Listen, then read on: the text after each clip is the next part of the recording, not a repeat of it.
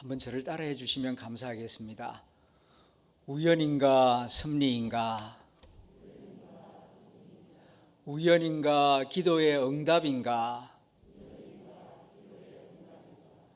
여러분 각자는 어떻게 생각하십니까? 어떻게 대답을 하십니까? 오늘 설교 말씀을 듣는 가운데에 여러분 각자가 하나님 앞에 고백할 수 있게 되기를 소망합니다. 오늘 본문 말씀 룻기 2장은 룻이라고 하는 모압 여인과 보아스라고 하는 유대 남자가 만나는 장면입니다. 이 둘은 만날 수 없는 관계입니다. 왜냐하면 모압 여인은 이방 사람이었고 이방 사람 중에서도 출애굽할 때에 하나님께서 저주하신 그런 이방 민족입니다. 그런데 유대인 한 가족이 기근을 만나서 모압 땅에 가서 살다가 남편이 죽고 두 아들이 죽는 바람에 나이 많은 나옴이라고 하는 이 여인이 죽더라도 고향 가서 죽어야 되겠다 하는 결심을 하고 돌아오는데 두 며느리 가운데에 한 며느리 룻이 시어머니를 따라 놨습니다. 너는 젊은 여자니까 재혼을 해라 그러는데 아닙니다. 어머니 가시는 곳에 나도 가겠습니다. 어머니의 하나님이 나의 하나님이 될 것입니다. 그렇게 강한 의지를 보여주기 때문에 만류하지 못하고 데리고 왔습니다. 그런데 가진 것이 없습니다. 먹고 살만한 것이 없어요. 그러니까 이 젊은 여인 룻이 시어머니를 모시기 위해서 남의 밭에 가서 이삭 줍기를 합니다. 낯선 동네에 와서 이삭 줍기를 하는 이 젊은 여인 룻, 마음이 얼마나 무겁고 쓸쓸하겠습니까?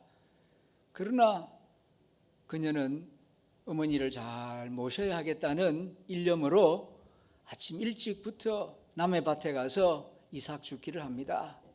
이 밭 주인이 누구인지는 모르죠. 알 바도 아니죠. 하여튼 이삭이 많이 있는 곳을 찾아다니면서 이 밭 저 밭으로 옮겨 다니는데 우연히 그날따라 그 밭 주인 보아스가 평소 때에는 밭에 나오지를 않습니다. 일꾼에게 다 맡기고 저 시내 가서 일을 보는데 그날은 우연히 밭에 나오게 됩니다. 일하는 사람들을 가만히 보니까 다 아는 사람인데 낯선 여인이 보여요. 그래서 그 일 맡은 책임자를 불러다가 저 여인은 누구냐고. 모르십니까? 모압 여인 룻이라고 하는 젊은 여자입니다. 아니 모압 여자가 왜 여기 베들레헴 밭에 와서 이삭을 줍노? 어머니를 보살피기 위해서. 시아버지도 죽고 남편도 죽었는데 어머니를 섬기기 위해서 여기까지 왔답니다. 그 이야기를 들을 때 감동이 됩니다. 그래서 사람들을 시켜서 물도 마시게 하고 일부러 보리 이삭을 좀 많이 떨어뜨리게 해서 이삭을 많이 주워가도록 합니다.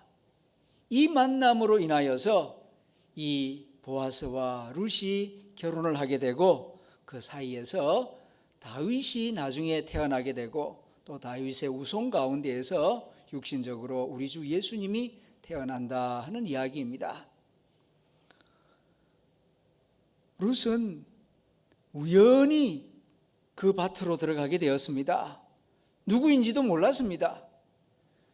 보아스도 평소 때 잘 안 나와 보던 현장이었는데 그날따라 우연히 현장에 나오게 되었습니다.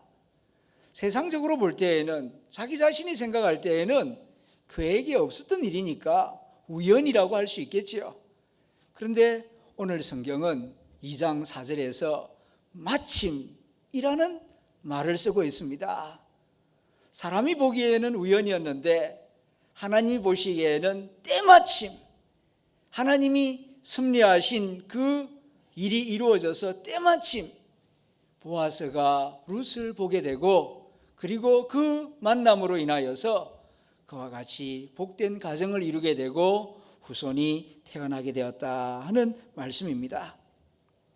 사람들이 보기에는 우연인 것처럼 보였지만 성경은 그것은 기도의 응답이었다고, 하나님의 섭리였다고 증거하고 있습니다. 천년이라고 하는 긴 시간이 지나서 이제 시선을 베들레헴이 아니라 예루살렘으로 옮겨갑니다.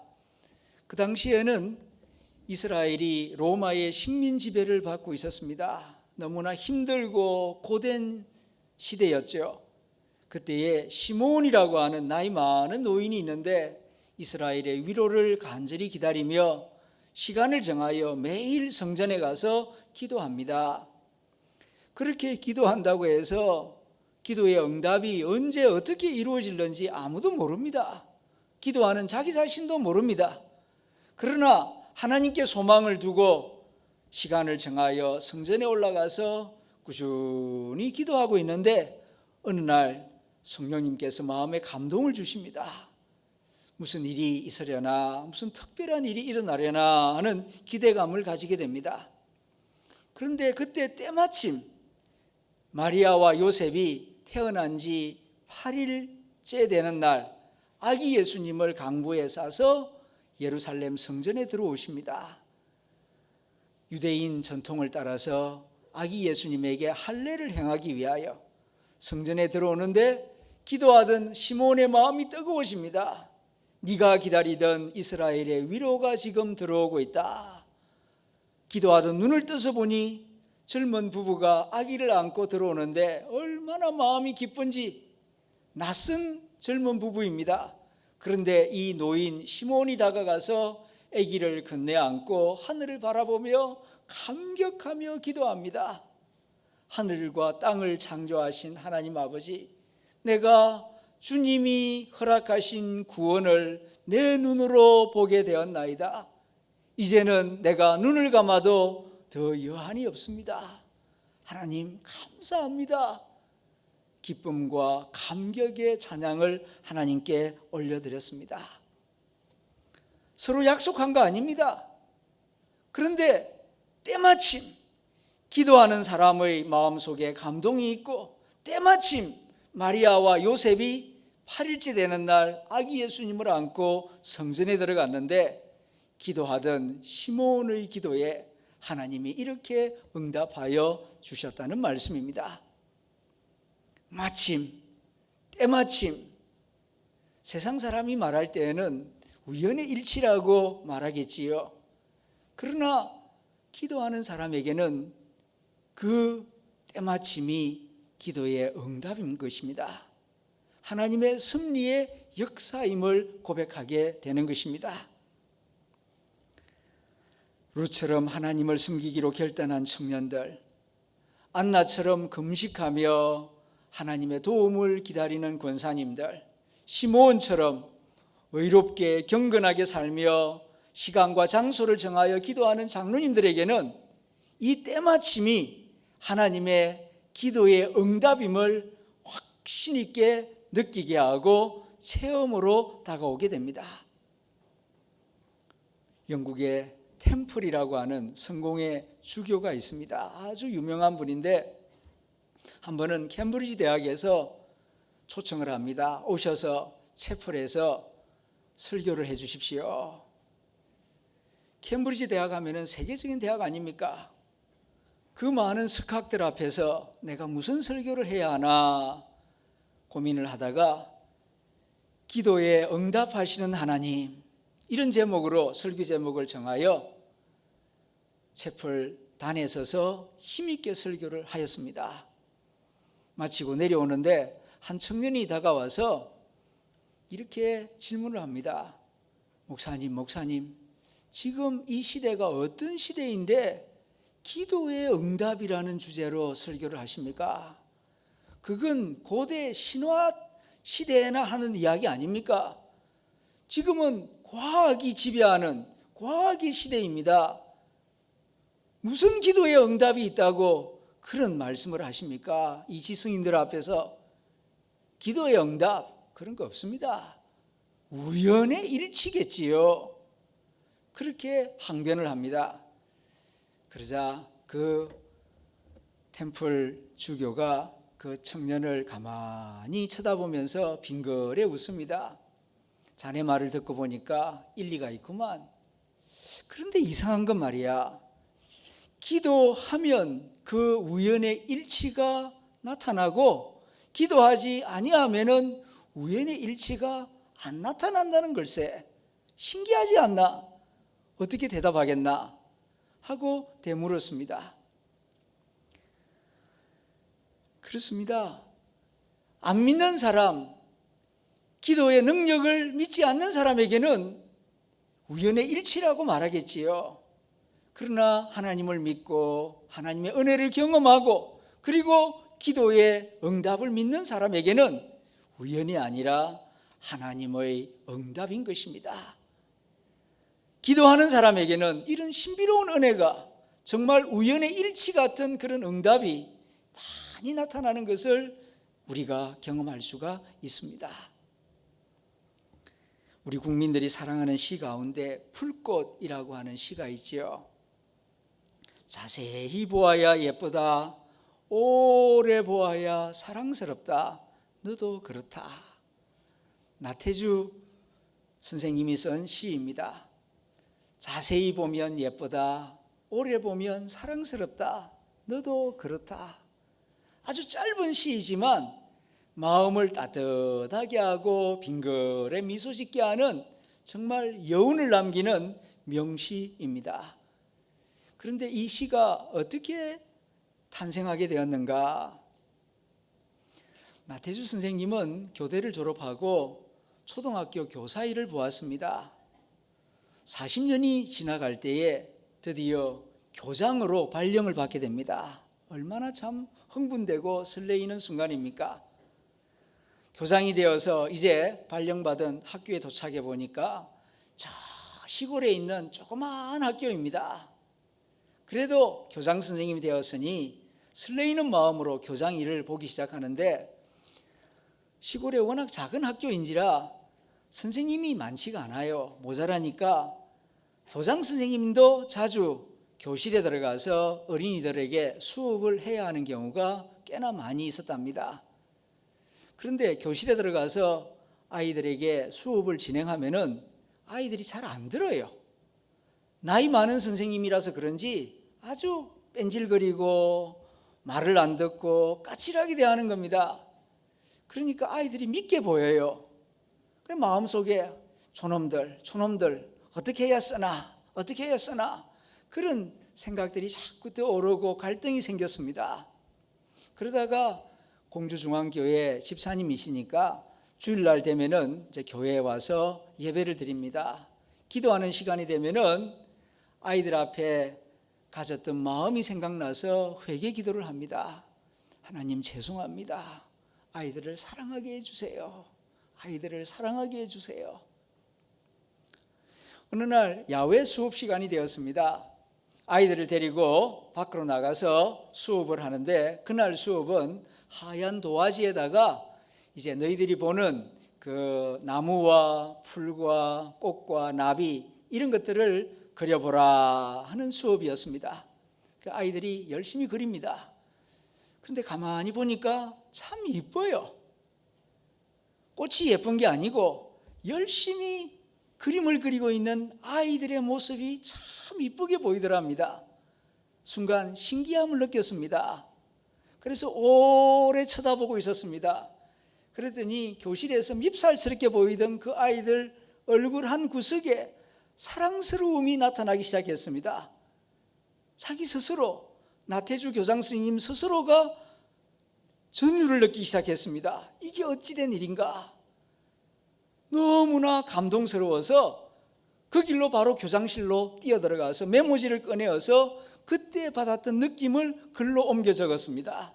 그게 시가 되어서 이와 같이 풀꽃이라고 하는 제목으로 태어나게 되었다 하는 간증이었습니다. 모르는 사람들이 볼 때에는 우연히 일치라고 생각할지 모르겠지요. 그러나 아이들을 위하여서 아이들을 사랑하게 해달라고 기도하던 교장 선생님에게는 이 시가 하나님의 응답이었던 것입니다. 우리가 예수님의 이름으로 기도하면 하나님은 귀를 기울여 들어주십니다. 하늘과 땅을 창조하신 하나님은 땅에 있는 보석보다 우리의 기도를 더 소중하게 여기십니다. 그리고 다양한 방식으로 인격적으로 응답해 주십니다. 어떤 경우에는 뜻밖의 만남을 통하여, 어떤 경우에는 새로운 생각이나 새로운 깨달음을 통하여, 어떤 경우에는 환경의 변화를 통하여 하나님은 우리 기도에 응답하여 주십니다. 10년 전만 하더라도 우리 교회는 저 범어동 진박골에 주말 농장을 가지고 있었습니다. 남의 땅을 빌려서. 그런데 8년 전 주인이 땅 사용료를 2배로 올려달라고 요구하는 바람에 우리 교회는 주말 농장 하는 것을 중단하게 되었습니다. 은퇴자들이 소소하게 누리는 작은 즐거움이었고 또 성도들 간의 친교가 이루어지는 의미 있는 장소였는데 중단하게 되어서 아쉬움이 있었습니다. 그래서 하나님께 기도를 드렸습니다. 그 다음에 그러니까 2015년 3월 사순절을 지키면서 저는 아침 금식에 들어갔습니다. 그런데 일주일이 지나가니까 배가 많이 고파요. 배가 고플 때 집안에 앉아 있으면 냉장고가 자꾸 유혹을 합니다. 그래서 작은 기도서를 손에 들고 산책을 나갔습니다. 목련 아파트 뒤에 있는 그 산길을 따라서 한 30분만 올라가면은 산 능선이 나오거든요. 그 능선을 따라서 저 아래 수승모 쪽으로 걸어가다 보면은 시내가 훤히 보입니다. 얼마나 참 보기 좋은지 모릅니다. 마음이 넉넉해지는 걸 느낄 수 있죠. 수승못 그 길을 따라서 이제 내려와서 그 일제시대에 수승못을 만든 일본인의 묘지가 있지요. 그곳을 지나서 가는데 누군가가 거기에 종이 하나를 써붙여놨어요. 이곳에 농사 지을 분 연락 주세요 하고 전화번호가 적혀 있었습니다. 그냥 지나치려고 하는데 우리 교회 주말 농장이 생각이 났습니다. 그래서 전화를 걸었죠. 그래서 이 농사 지을 분 연락 달라고 해서 전화 드렸습니다. 그랬더니 뭐 하는 사람인데요? 그래요. 교회 목사입니다. 교회 목사가 무슨 농사를 짓습니까? 아니, 제가 농사를 지으려고 하는 게 아니고 우리 교회 주말 농장을 할 수 있을까 해서 전화를 드렸습니다. 몇 명이나 지으려고 하는데요. 조금 농사 지으면 안 줍니다. 그러는 거예요. 우리는 한 100여 명 농사를 짓습니다. 아, 그래요? 그러면 사람을 보내겠습니다. 사흘 뒤에 서울에서 사람이 내려왔습니다. 손에 큰 지도를 들고 있었습니다. 장화를 신고 그 울타리 안으로 들어가 보니까 수성 호텔 밑에 그렇게 큰 땅이 있는 줄 미처 몰랐습니다. 여기저기를 지도를 들고 다니면서 다 확인을 시켜주었습니다. 여기 2,000평이 다 우리 땅인데 이 땅 전체를 맡아서 관리해 줄 사람을 찾고 있었습니다. 그러는 것이었습니다. 조건이 뭡니까? 그러니까 1년에 사용료를 50만 원 내면 됩니다. 우리가 진박골에 사용할 때는 월 100만 원을 냈거든요. 그런데 50만 원만 낸다고 하니 그 규모는 몇 배로 더 큰데 얼마나 참 횡재입니까? 그런데 다른 조건은 또 없습니까? 그러니까 또 있습니다. 1년은 안 됩니다. 한 번 계약하면 8년 이상 하셔야 됩니다. 이러는 겁니다. 그래서 장로님에게 연락을 드려서 의논을 하니까 너무 좋은 거라고. 그래서 교회에서 의논을 하고 지금은 잘 가꾸어서 매년 한 60여 명 성도들이 그 땅을 일구어서 아주 즐겁게 농사를 잘 짓고 있습니다. 그곳에서 성도들의 만남도 이루어지고 교제도 이루어지고 행복한 일들이 참 많이 일어나고 있습니다. 세상 사람들은 그날 그곳을 지나가다가 그 광고지를 본 것이 단순히 우연이라고 말할지 모르지요. 그러나 사순절을 보내면서 교회를 위하여 금식 기도하던 저에게는 기도의 응답이었습니다. 이렇게 하나님을 믿고 하나님의 도움을 구하는 자에게는 하나님께서 신비로운 방법으로 응답하시는 것을 자주 경험할 수가 있습니다. 창세기 24장에 보면은 리브가와 이삭이 만나는 장면이 나옵니다. 아브라함이 나이 100살 때에 아들을 얻었지요. 얼마나 사랑스럽겠습니까? 시간 가는 줄 몰랐습니다. 그런데 그 아내 사레가 죽고 난 다음 장례식을 치르고서야 아들 나이가 40이 넘어간다는 사실을 깨닫습니다. 그래서 장가를 보내야 되겠다. 그런데 이 동네 가나안 여자들은 안 된다. 내 고향 그곳에 가서 며느리를 구해와야 되겠는데 가장 충성스러운 엘리에셀 노종을 불러다가 허벅지에 손을 넣고 맹세하게 합니다. 너는 내가 시키는 대로 반드시 멀지만 저 티그리스 유프라데스 강까지 가서 거기서 며느리를 구해오겠다고 약속하라. 예, 약속하겠습니다. 그 약속을 받은 다음 이제 이 종을 보냅니다. 노종 엘리에셀은 낙타 10마리를 준비하고 그리고 아주 좋은 선물들을 가득 싣고 그 먼 길을 걸어갑니다. 브엘세바에서 나홀까지 수천리 길입니다. 몇 달이 걸려서 그 길을 걸어 도착을 했는데 때마침 저녁입니다. 우물가에 도착을 합니다. 하지만 어떤 아가씨가 하나님이 예정하신 우리 주인의 며느리가 될런지 알 수가 없지요. 그래서 이 엘리에셀은 우물가에 무릎을 꿇고 기도합니다. 그 내용이 창세기 24장 12절부터 14절에 기록되어 있는데 세 번역으로 제가 읽어봅니다. 주님, 나의 주인 아브라함을 살펴주신 하나님, 오늘 일이 잘 되게 하여 주십시오. 나의 주인 아브라함에게 은총을 베풀어 주십시오. 제가 여기 우물 곁에 서 있다가 마을 사람의 딸들이 물을 기르러 나오면 제가 그 가운데 한 소녀에게 다가가서 물동이를 기울여서 물을 한 모금 마실 수 있게 하여 달라 부탁하겠습니다. 그때에 그 소녀가 드십시오. 그리고는 낙타들에게도 제가 물을 주겠습니다 하고 말하면 그가 바로 주님께서 주님의 종 이삭의 아내로 정하신 여인인 줄로 알겠습니다. 이것으로서 주님께서 저의 주인에게 은총을 베푸신 줄을 알겠나이다. 그렇게 기도를 드립니다. 기도를 드리고 눈을 딱 뜨자마자 한 아가씨가 때마침 물동이를 이고 이 우물로 다가오고 있는 것이 보입니다. 그에게로 달려가서 부탁을 합니다. 아가씨 물 좀 마시게 해주세요. 그러니까 처음 보는 낯선 노인인데 이 아가씨가 친절을 베풉니다. 아, 그러셔야죠. 제가 도와드리겠습니다 하고는 그 우물에다가 두레박을 내려서 물을 퍼올려서 물을 마실 수 있도록 해드립니다. 물을 벌컥벌컥 마시고 있는데 그 아가씨가 이렇게 말하는 겁니다. 당신이 데리고 온 저 낙타들도 목이 많이 마른 것 같습니다. 저 낙타들도 제가 물을 마실 수 있도록 해드리겠습니다. 부탁하지도 않았는데 그 말을 하는 겁니다. 여러분, 같은 물 한 그릇이라도 우리나라에서 냉수 한 그릇과 중동에서의 냉수 한 그릇은 그 의미가 다릅니다. 메마른 그 광야에서 물이라고 하는 게 얼마나 귀합니까? 그런데 낙타들이 마시는 물은 또 사람이 마시는 물하고 다릅니다. 낙타들은 안 마실 때는 한 달 동안 안 마시고도 살 수 있지만 한 번 마시기 시작하면은 이 한 마리가 한 양동이 두 양동이를 벌컥벌컥 마십니다. 그런데 한 마리도 아니고 10마리예요.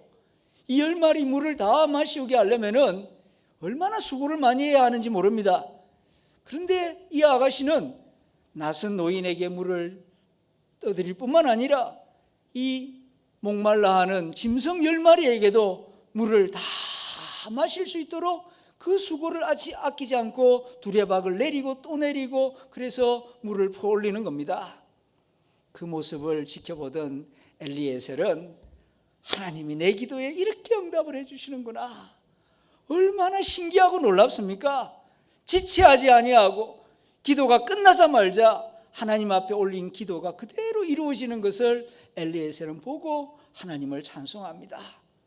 그 아가씨의 이름은 리브가였고 그 부모는 정말 좋은 사람이었습니다. 그렇게 하여서 이삭과 리브가가 결혼을 하게 되고 이스라엘의 믿음의 조상의 한 여인의 이름을 성경에 올리게 되는 것을 보게 됩니다.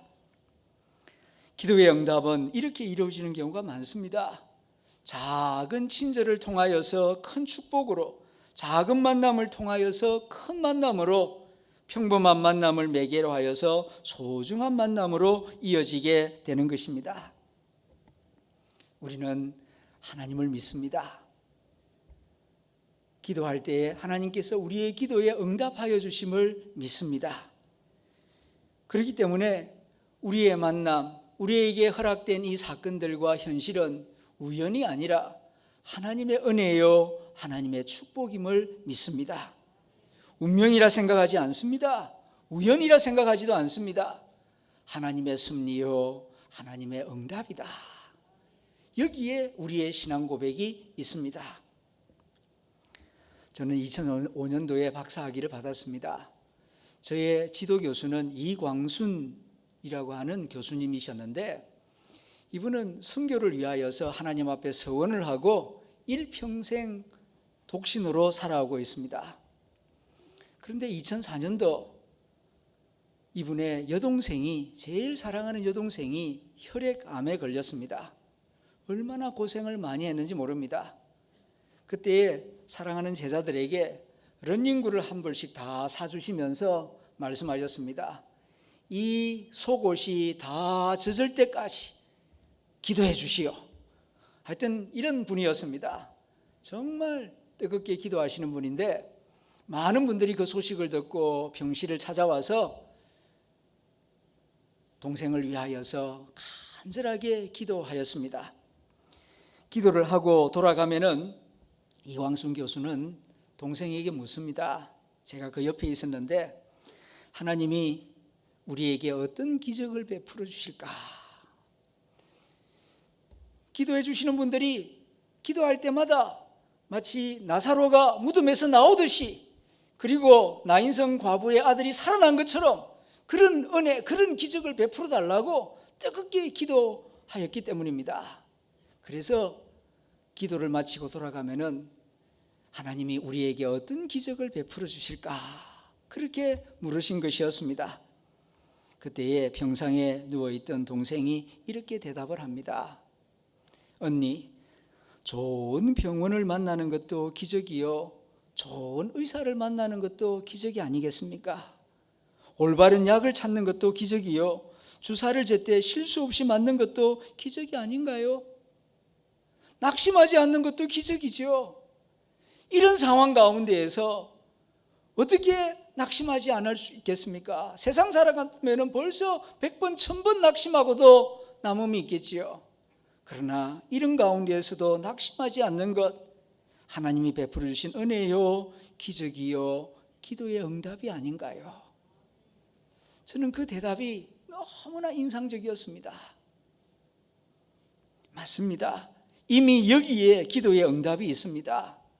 삶의 현장에서 구체적으로 어떻게 하나님이 나를 여기까지 인도하셨는가, 어떻게 지금까지 하나님이 이렇게 지켜주셨는가, 어떻게 도우셨는가, 그것을 깨달아 알고 고백하는 거기에 하나님의 응답이 있는 것입니다. 이것이 살아있는 신앙생활의 모습이요, 하나님께 영광 돌리는 모습이라고 생각합니다. 기도의 응답과 하나님의 섭리를 누구보다도 많이 체험한 사도 바울이 빌립보서에서 이렇게 가르쳐 줍니다.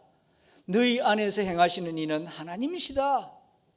자기의 기쁘신 뜻을 위하여 너희에게 소원을 두고 행하게 하신다. 그러므로 모든 일에 원망과 시비가 없이 하라. 이렇게 가르쳐 줍니다. 하나님이 왜 나로 하여금 그런 기도를 하게 하셨는가? 우연이 아닙니다. 내 마음에 기도하고 싶은 마음을 부어주시고 내 마음에 소원을 주시고 간구하게 하신 분도 성령 하나님이십니다. 그리고 하나님의 때가 되었을 때에 내 기도에 응답하여 주신 분도 하나님이십니다. 왜 나에게 그런 소원을 주시고 왜 나에게 그런 기도의 응답을 주셨는가? 단순히 내 소원을 만족하게 하시려고, 내 꿈을 이루어 주시려고 그렇게 한 것이 아니라 그보다 더 큰 하나님의 섭리가 있다는 것입니다.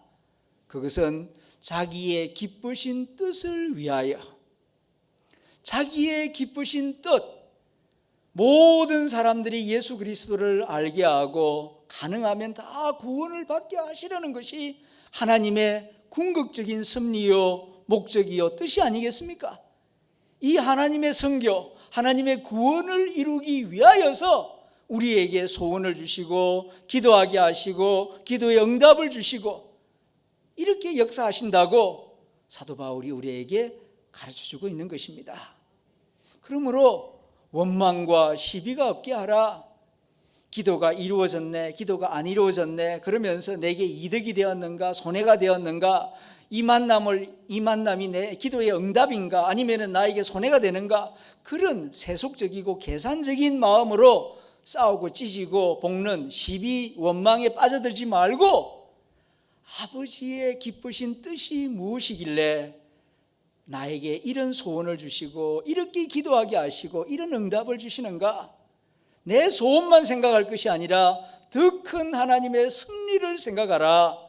아버지의 기쁘신 뜻이 무엇인가, 그것을 생각하면서 그 뜻을 이루기 위하여 더욱 열심을 내는 성도가 될 것을 부탁하고 있는 것입니다.